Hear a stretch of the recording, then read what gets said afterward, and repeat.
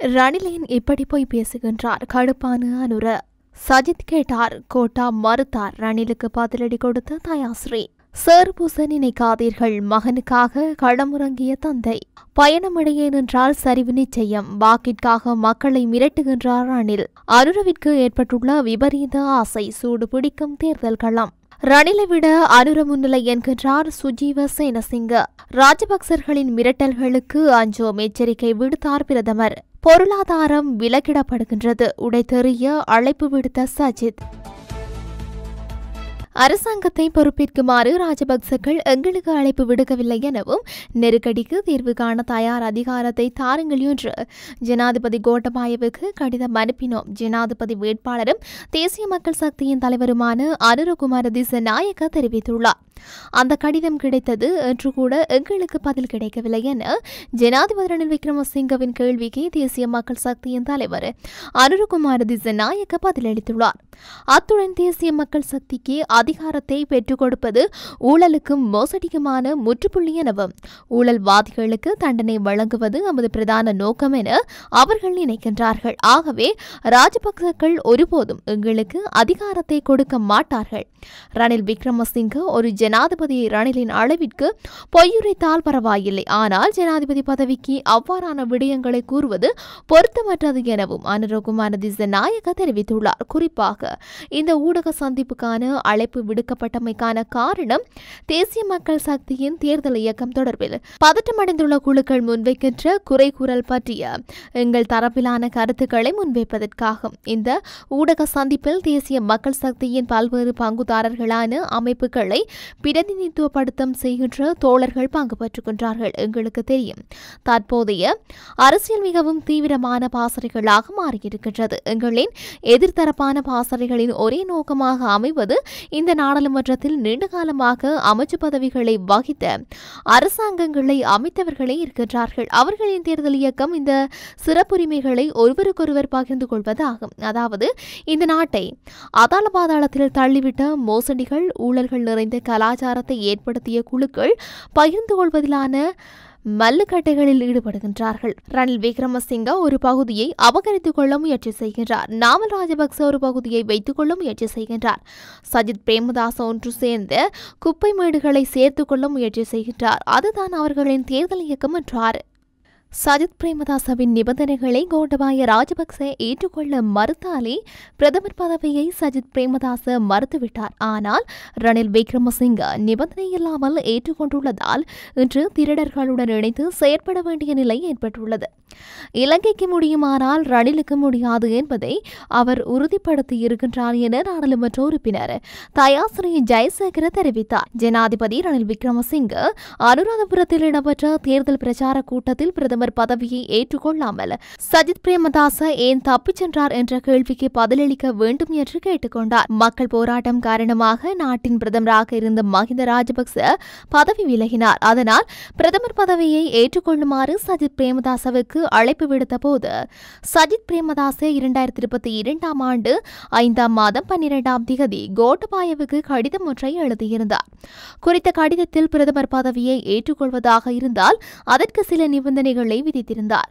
குறிப்பாக குறித்த காலத்துக்குள் ஜனாதிபதி தேர்தலை நடத்த வேண்டும், 2 வாரங்களுக்குள் 19ஆம் திருத்தத்தை மீண்டும் கொண்டு வர வேண்டும் போன்ற நிபந்தனைகள் தெரிவித்திருந்தார். இந்த நிபந்தனைகளை கோட்டபாய ராஜபக்ச ஏற்றுக்கொள்ள மறுத்ததாலே சஜித் பிரேமதாச அன்று பிரதமர் பதவியை ஏற்றுக்கொள்ள மறுத்தார். ஆனால் ரணில் விக்ரமசிங்க எந்த நிபந்தனைகளையும் இல்லாமல் பிரதமர் பதவியை ஏற்றுக்கொண்டார். அதனால்தான் இன்று அவர் திருடர்களுடன் இணைந்து செயற்பட வேண்டி ஏற்பட்டுள்ளது. அன்று சஜித் பிரேமதாச அரசாங்கத்தை ஏற்றுக்கொண்டிருந்தால் இந்த நிலையை ஏற்பட்டிருக்கும். அப்படியானால் சஜித் ராஜபக்ச இன்றைய மக்கள் தெரிவிப்பார்கள். அதனால் சரியான தீர்மானம் எடுத்த சஜித் பிரேமதாசவை எதிர்வரும் செப்டம்பர் 21ஆம் தேதி மக்கள் ஆணையுடன் ஜனாதிபதியாக்குவோம் என்றார். ஜனாதிபதி வேட்பாளர் நாமல் ராஜபக்சவின் வெற்றிக்காக நாடு முழுவதும் தேர்தல் பிரச்சாரங்களை நடத்துவேன்.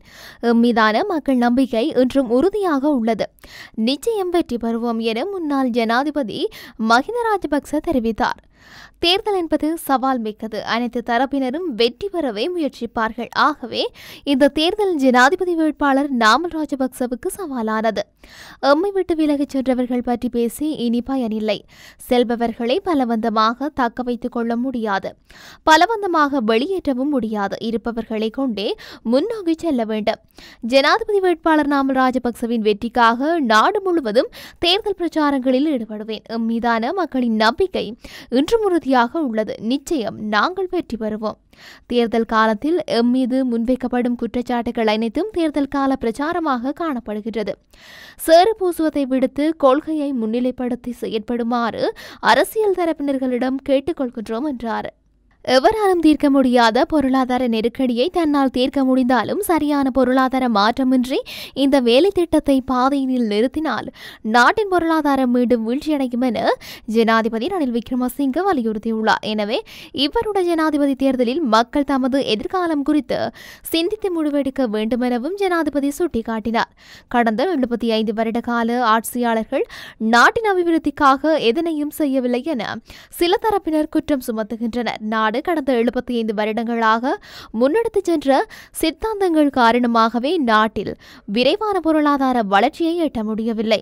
ஜனதா விமுதி பெரணம போன்ற கட்சிகள் உள்ளூர் பொருளாதாரம் பற்றி பேசுகின்றன. நாடு எதிர்நோக்கும் பொருளாதார நெருக்கடிக்கு தீர்வு காண புதிதாக சிந்தித்து கட்சி பேதமின்றி புதிய வேலை திட்டத்திற்கு செல்ல வேண்டும். அதற்காக ஒரு பெரும் குழு தன்னுடன் இருப்பதாகவும் அதனால் தான் சுயேட்சை வேட்பாளராக போட்டியிட தீர்மானித்துள்ளதாகவும் தெரிவித்தார். எதிர்வரும் ஜனாதிபதி தேர்தலில் தேசிய மக்கள் சக்தி நிச்சயமாக 50%க்கும் அதிகமான வாக்குகளை பெறும் என அக்கட்சியின் ஜனாதிபதி வேட்பாளர் அனுரகுமார திசாநாயக்க தெரிவித்துள்ளார்.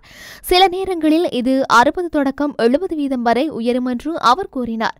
கோட்டபாயவின் 69 லட்சத்தில் 50 லட்சம் பேர் பாரம்பரிய பொதுஜன பெரமுன கட்சி அல்ல. சஜித்திற்கு கிடைத்த 55 லட்சம் சஜித்தின் சொந்த வாக்குகள் அல்ல, கோட்டபாயவிற்கு எதிரான வாக்குகள். கட்சிகளிடம் 80 லட்சத்துக்கும் அதிகமான எழுதப்படாத வாக்குகள் உள்ளன. 12 லட்சம் புதிய வாக்குகள் உள்ளன. எனவே தேசிய மக்கள் சக்தி 70 லட்சத்தை தாண்டும். தேசிய மக்கள் சக்தி 51% விட அதிகமாக உள்ளது. அரசியல் கண்ணோட்டத்தில் இது 60% தொடக்கம் 70%க்கு அருகில் இருக்கலாம் என தெரிவித்திருந்தார். ராஜபக்சவினருடன் இணைந்து ரணில் விக்ரமசிங்க ஐக்கிய தேசிய கட்சியையும் ஆதரவாளர்களையும் அழித்து வந்தார்.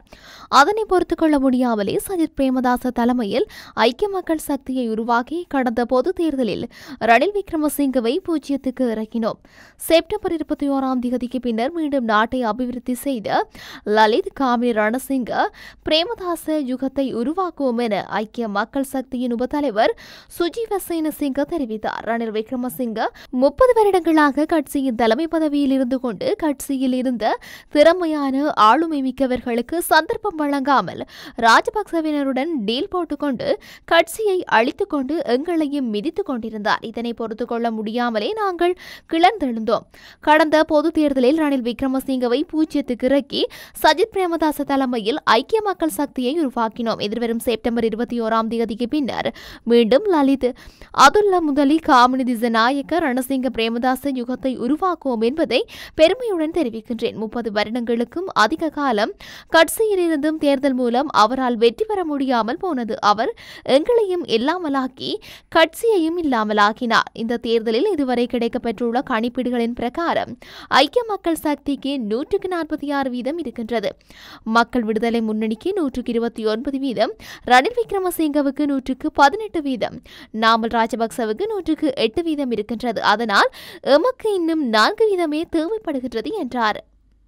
ஜனாதிபதி தேர்தலில் ரணில் விக்ரமசிங்கவுக்கு ஆதரவளிக்க முன்வந்த ஸ்ரீலங்கா பொதுஜன பெரமுனவின் உறுப்பினர்கள் மற்றும் அரசியல் கட்சிகள் புதிய அரசியல் அணியை உருவாக்குவதற்கான கலந்துரையாடல்களை மேற்கொண்டு வருவதாக பிரதமர் தினேஷ் குணவர்தன தெரிவித்துள்ளார். அரசை தொடர்ந்து முன்னெடுப்பதற்கு ஆதரவு வழங்கிய பெரும்பான்மையான ஸ்ரீலங்கா பொதுஜன பெரமுனவின் நாடாளுமன்ற உறுப்பினர்கள் ஜனாதிபதி தேர்தல் தொடர்பாக மேற்கொண்ட தீர்மானத்தை நிராகரித்து ஜனாதிபதி தேர்தலில் ரணில் விக்ரமசிங்கவுக்கு ஆதரவளிக்க தீர்மானித்துள்ளனர். அந்த நாடாளுமன்ற உறுப்பினர்கள் ஸ்ரீலங்கா பொதுஜன பெரமுன போன்ற பல கட்சிகளை பிரதிநிதித்துவப்படுத்துகின்றனர். 2 வருடங்களாக மிகவும் சிரமப்பட்டு கட்டியெழுப்பப்பட்ட நாடு தற்போது சரியான பாதையில் முன்னேற்றம் கண்டு வருகின்றது. இந்த வெற்றியை மேலும் பாதுகாப்பதற்கும் முன்னெடுப்பதற்கும் நாம் அனைவரும் ஒன்றிணைந்து செயற்படுகின்றோம். இப்போதே உள்ளூராட்சி முதல் நாடாளுமன்றம் வரை அனைத்து நாடாளுமன்ற உறுப்பினர்களும் கைகோர்த்து வருகின்றனர். இதனால் அடுத்த தேர்தலில் வேட்புமனு கிடைக்காமல் போய்விடுமோ என்று யாரும் பயப்பட வேண்டாம். அவர்களுக்கு இவ்வாறான அச்சுறுத்தலுக்கு நாம் இடமளிக்க மாட்டோம். புதிய அரசியல் சக்தியை உருவாக்க வேண்டியதன் அவசியத்தை நாங்கள் புரிந்து கொண்டுள்ளோம். அதற்காக எனது முழு ஒத்துழைப்பையும் ஆசிகளையும் வழங்குகின்றேன் என கூறியுள்ளார்.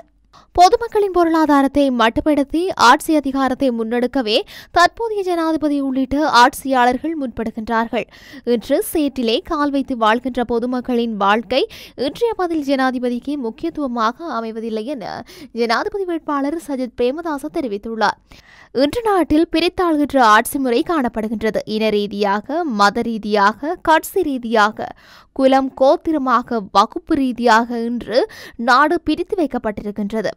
இலங்கை நாடு விழுந்திருக்கின்றது. பாதாளத்திலிருந்து மீட்டெடுக்க நாம் அனைவரும் ஒன்றுபட வேண்டும். நாட்டில் உள்ள அனைத்து கிராமங்கள் நகரங்களையும் ஒன்றாக இணைக்கின்ற பாரிய அரசியல் சக்தியாக ஐக்கிய மக்கள் சக்தியும் ஐக்கிய மக்கள் கூட்டணியும் காணப்படுகின்றது.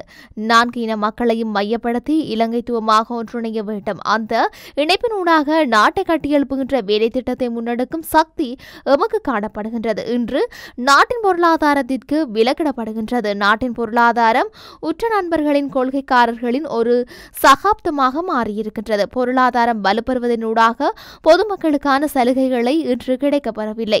பொதுமக்களின் பொருளாதாரத்தை மட்டுப்படுத்தி ஆட்சி அதிகாரத்தை முன்னெடுக்கவே தற்போதைய ஜனாதிபதி உள்ளிட்ட ஆட்சியாளர்கள் முற்படுகின்றார்கள். இன்று சேற்றிலே கால் வைத்து வாழ்கின்ற பொதுமக்களின் வாழ்க்கை இன்றைய பதில் ஜனாதிபதிக்கு முக்கியத்துவமாக அமைவதில்லை.